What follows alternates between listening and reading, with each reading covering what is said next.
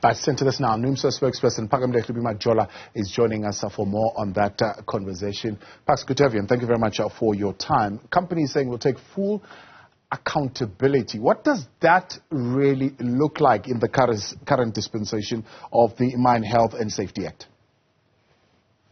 Good evening, and good evening to your viewers. Thabo, thank you so much for having me on the show. I think it's very important that as Numsa we start by expressing deep sadness and condolences to the families and the friends of those who lost loved ones. We're talking here of 11 breadwinners that have lost their lives in what is possibly should not have happened, depending on what the outcome of the investigation is. And many of these people would have left their homes expecting to return home. And now, unfortunately, they're returning home in body bags. And this is utterly, utterly devastating for the industry and for the workers involved. I think it is really interesting that the company is already saying that they're taking full responsibility. And as organized labor's unions, it would be incumbent on us to follow up on that. I'm glad that they said it on the record in front of cameras, because then it means that if there are penalties that would need to be paid, or if there's any sort of consequences, then they are ready to accept whatever those consequences are.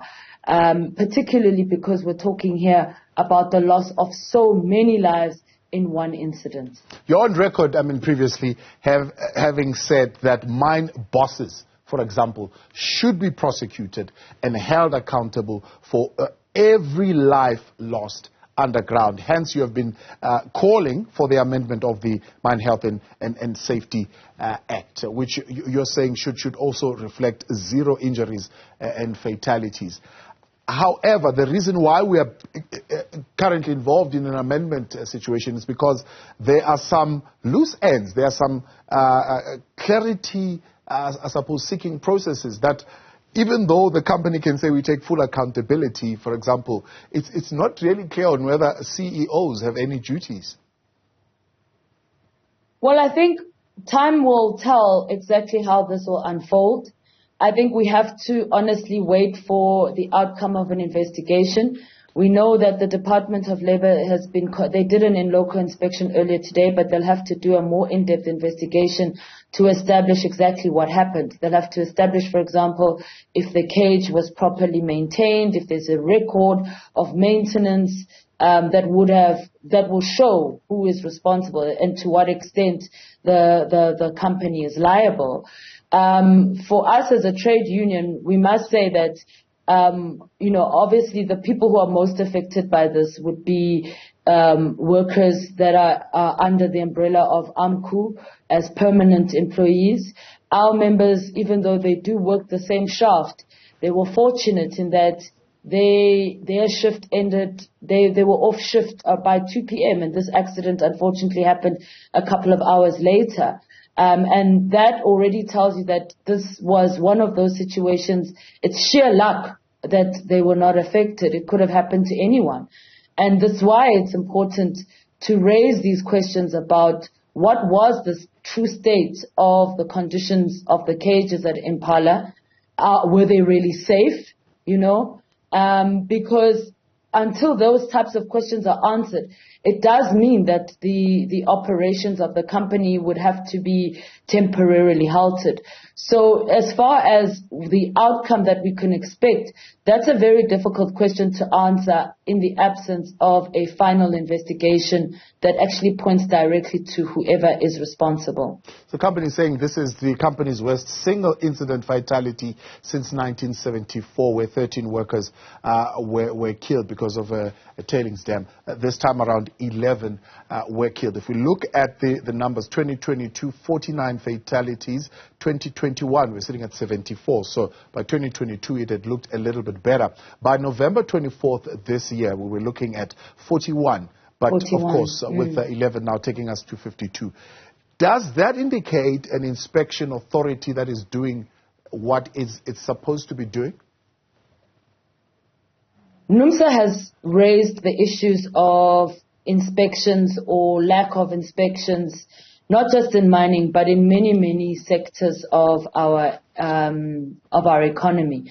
And part of the challenge, as we understand it, is that there are not enough inspectors in the Department of Employment and Labour. Now, this is something that the South African government has yet to properly address. And you're absolutely right when you cite those statistics. At some point, it was actually looking like we were making progress. We went from numbers of in the 70s to 49 last year, and before this incident, we were at 41. So, yes, it does seem that there's been some improvements, but the fact that we are even sitting here today talking about 11 people that have died and over 70 people that have been hospitalized because of one incident should tell you that we probably still quite far from the finish line. So I think one of the really most crucial areas that has to be looked at is the numbers, the resources that the department has available when it comes to inspections. It's certainly something that we've complained a lot about as Numsa, and we would like to see a real change in this, because when there's more inspectors, then it's easier to hold companies accountable for safety issues. You might find that there were minor incidents even before this that could have been picked up, that could have even prevented the situation. But in the absence of inspectors, in the absence of proper training, and this is also an area that requires a lot of intervention, there's definitely not enough training of safety reps on the shop floor, in the workplaces, to ensure that mining companies adhere. All of those things are important. So we really would like to see radical changes in the Department of Labour when it comes to prioritizing inspections, because these inspections save lives. And that's why we need to make sure that they are prioritized and the department is fully capacitated to implement them. So the single biggest call, or maybe even fundamental change, as we are looking at the Health and Safety Management Act Amendment Bill of 2020, is moving from policy more into application, so a health and safety management system. And the mere fact that you and I are sitting here talking today and saying, well, we're not quite sure what would have happened, at least let's wait for that report. If we were more on the application, more on a health and safety management system, I suppose we would have much better monitoring and maybe even more current data as to what would have happened with that infrastructure. Well, that's definitely true, because you can monitor how conditions are deteriorating, especially if you are actively doing regular inspections and checks.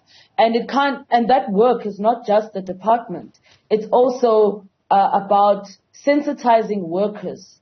Numsa itself embarks on a lot of health and safety training. In fact, I attended a workshop yesterday with one of our health and safety representatives who was taking our members in aviation through the Act and also through some of their responsibilities. And you'd be surprised how many workers actually don't really know about these laws, don't really know about how they can ensure that they play their role in ensuring that the company adheres to the requirements and the regulations.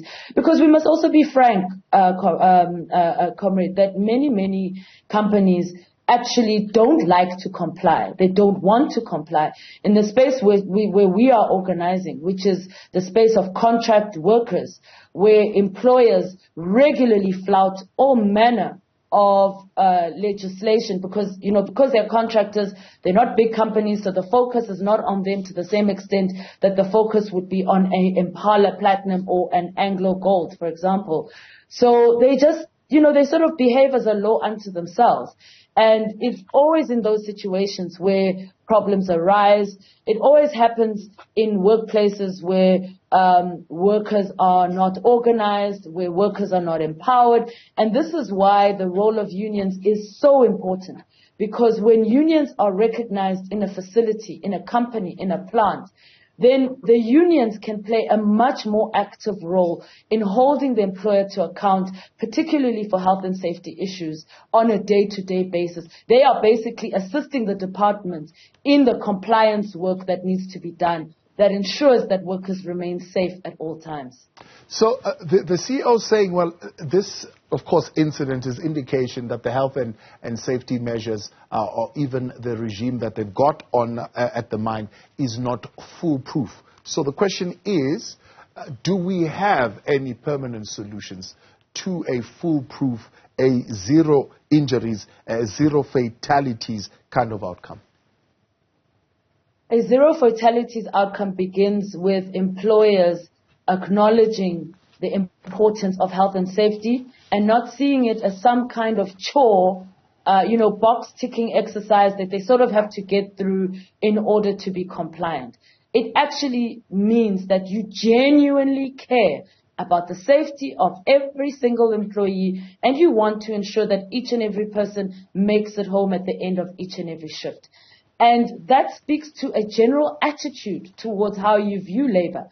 If you are an employer who thinks that workers should be exploited, who undermines them, undermines their rights, does not respect them fully as full human beings, you're not going to take the Mine Health and Safety Act seriously. You certainly aren't going to care about the requirements that are demanded of you on a day-to-day basis to maintain safety. So really the beginning point of us solving this problem starts with the attitude of employers.